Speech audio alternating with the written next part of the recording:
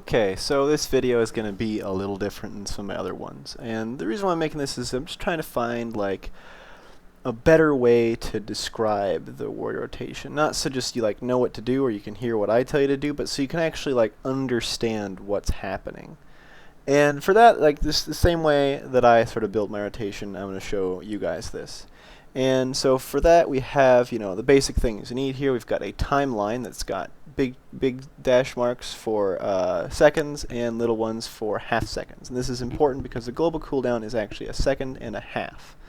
So you need to have the half seconds in there that matter. So you got seconds, half seconds, timeline, and of course Tor, because you can't know anything ever without Tor, or at least, yeah. Anyway.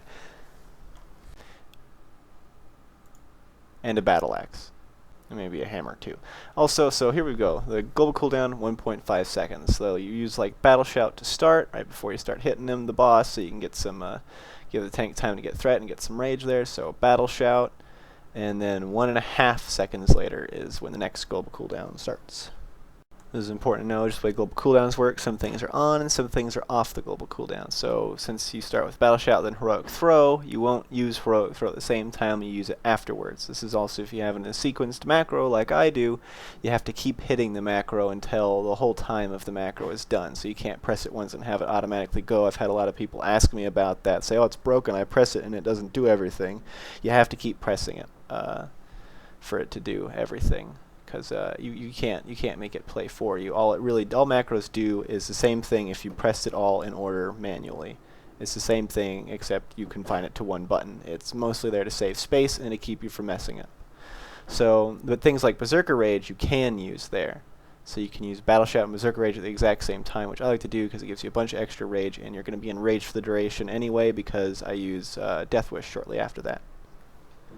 So then there, the second global cooldown is where Heroic Throw actually would be GCD number 2. So you can still use Battle Shout, Berserker Rage at the same time. Berserker Rage doesn't even matter because it's off the global cooldown. The next global cooldown, the next second and a half, would be Heroic Throw. Also, this is typically where you'd throw in a Heroic Strike, just because you start meleeing right away, pretty much, because it's not going to get threat with just your melee swings. Battle Shout and Berserker Rage both give you rage, and Heroic Throw doesn't cost any rage. So this is usually the time where you're gonna, and before you start attacking, where you're gonna have high rage. So usually in here, you're gonna Heroic Strike. And that's pretty much Heroic Strike is off the global cooldown, so you can use it wherever you want in there. And you want to use it till after the Heroic Throw, so you can like guarantee that you'll have enough rage that you'll be able to use everything. If you somehow miss the first 6 attacks, which has happened before, and can happen, you have the miss in there, then of course don't use Heroic Strike. But you will have like almost 40 rage just from your Battle Shout and Berserker Rage combo. So then looking here at the entire rotation here, so we've got the opener. This is the opener. Battle Shout, Heroic Throw, next global cooldown is Death Wish, then Colossus Smash, then Bloodthirst, then Raging Blow, Bloodthirst again, then Slam if you have it. And also don't forget the things that are off the global cooldown, so you have Berserker Rage at the same time as Battle Shout. Then we've got Heroic Strike in there if you have, if you don't miss a bunch. Then if you're not pre-potting, you're going to use the potion usually I like to use it right before Colossus Smash, because the other things don't really matter that much anyway. And then if you have more rage, of course you're going to Heroic Strike more. And the best time I like to use Heroic Strike is usually right after Bloodthirst. And also don't forget Recklessness, that is off of the global cooldown as well, and that's macroed in right after Death Wish. And so because this sequence right here is always going to happen, meaning there's no way it won't happen, since you will always use Battle Shout, Heroic Throw, Death Wish, Recklessness shortly after that, Colossus Smash, Bloodthirst, Raging Blow, Bloodthirst, all that will always happen. You'll always have that Raging Blow in there because you will have the Enrage from Death Wish. So that's a guaranteed Raging Blow. So this since it's all going to happen exactly like this every single time with no deviation or no possible deviation, unless like the boss gets away from you or some weird crap happens, in which case you would just like I guess delay it because you're not in melee range. It never changes, so you can macro it. Now you can't macro the normal rotation, and that's because you don't always have you don't always have an enraged raging blow, and you don't always have a slam proc. So you can't macro the normal rotation, but you can macro the opener. And then of course after the opener, if you have the slam proc, use it. Now on to the regular rotation. And this is everything after the opener. So you're going to do the Bloodthirst, Raging Blow, Bloodthirst. And that's sort of your core in there, your core combination of those three. Now obviously you can't use Raging Blow if you don't have it in Rage. Now adding on to that, we have the Slam proc after that in the open global cooldown, which we'll talk about a little bit here.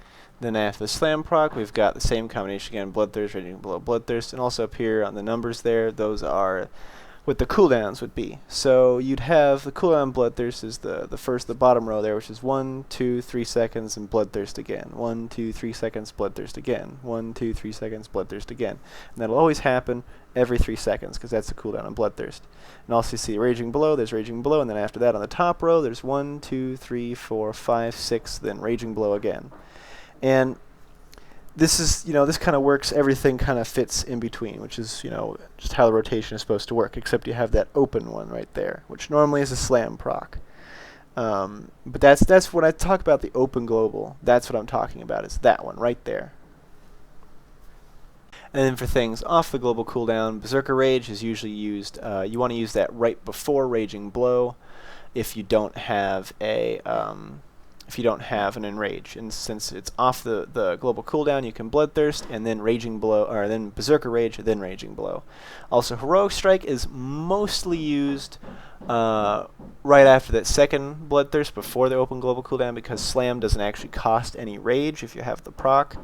Then you can, that's where you're almost guaranteed in that 3 seconds there of not using Rage to get a melee swing in there. And since you're going to have that melee swing on top of the rage you already had, that's when you're most likely to have extra rage. Also, if you're not like super low rage, say if you normally want to do it every time you're high, but if you're at like 30 rage or something like that, or 50 rage, you can usually Heroic Strike there and then get away with it, because you're going to get another melee swing sometime in there, because your swing timer is usually very likely to go off, because it's 3.8 seconds on most weapons, or 3.6, and then you've got your raid buffs, and you've got the haste you have, and if you've got flurry, it's even faster. So you're almost definitely going to get a melee swing in between that time there. So you will have enough rage at the end of that to then use Bloodthirst, Raging Blow, and Bloodthirst. At least with the extra melee swing, you'll have somewhere in there as well. So have rage to do your full rotation by using Heroic Strike in that slot somewhere. Mostly. If you're low, of course, don't use it. You don't want to run out. But of course, keep in mind that anywhere where you have 80 or 90 rage, you want to use Heroic Strike. No matter where it is, it's off the global cooldown. Heroic Strike if you've got high rage. The next thing here, if you have no proc, then what do you do? Now, the best thing to do, or one of the better things to do, it would be a Battle Shout. Especially if you've got low rage, Battle Shout is good, because you can Battle Shout, then immediately Heroic Strike afterwards if you get enough rage for it. Now, if you are at high rage, you don't have Slam proc, and you don't have Colossus smashes on cooldown, then you can, and you still have a lot of rage, you can Heroic Strike since it's off the global, then Battle Shout, and then Heroic Strike again. And you can get away with this if you use Inner Rage, because it lowers the cooldown on it. That, or just use it later on after your Bloodthirst. And it's kind of hard to time Inner Rage with this, especially because this is really the only time where you'd ever use Inner Rage. You're only using it for that one shorter global cooldown. If you can do it, great. If you can't, you won't lose that much damage by just not monkeying with it. But probably the best thing to use in that opening is Colossus Smash. So you want to use it pretty much right when it comes off cooldown, but you want to make sure you can line up your full combo after it. So using it at awkward times can sometimes be bad, because you want to make sure you get that Bloodthirst, Raging Blow, Bloodthirst combo all in time with that Colossus Smash. So if you use it right in the opener, the open global cooldown there, you can use a Colossus Smash and it won't set back your rotation at all, and that's good. Now, one thing though is that since you always want to use Colossus Smash pretty much on cooldown, if you have Colossus Smash and a Slam proc at the same time, how to handle that. And there's basically 3 different ways you can mess with it. The first way, which works, is to just ignore the Slam proc. And this, guarantees your full combo in there, but it doesn't set back your rotation, but it does waste the slam proc, which is kind of a bummer. But it is a viable way of doing it, and it does work. You won't lose terrible amounts of damage, and it should work pretty well. Just ignoring the slam proc, because Colossus Smash hits really hard anyway, and you get your full rotation in there, and you don't set anything back. The second way to do it is to Colossus Smash, then Slam. And this works really well if you have low ping. And the reason for that is because you would go Colossus Smash, and then you would be able to Slam, and then you'd be able to Bloodthirst, Raging Blow, Bloodthirst. But if you look at it, the Bloodthirst is there right as Colossus Smash wears off. The exact second Colossus Smash wears off is when that second Bloodthirst happens. So if you have low ping, and your rotation and your abilities isn't being delayed at all, it is possible to hit that last Bloodthirst and still get the bonus from Colossus Smash in there. So you get your full combo plus a Slam with Colossus Smash with no armor. So that's really great. That's probably the best way to do it if you have low ping. And this is because it guarantees all 4 abilities will have hit with no armor. The last way to do it, which is the way that I recommend doing it for most people, is to do Slam, then Colossus Smash.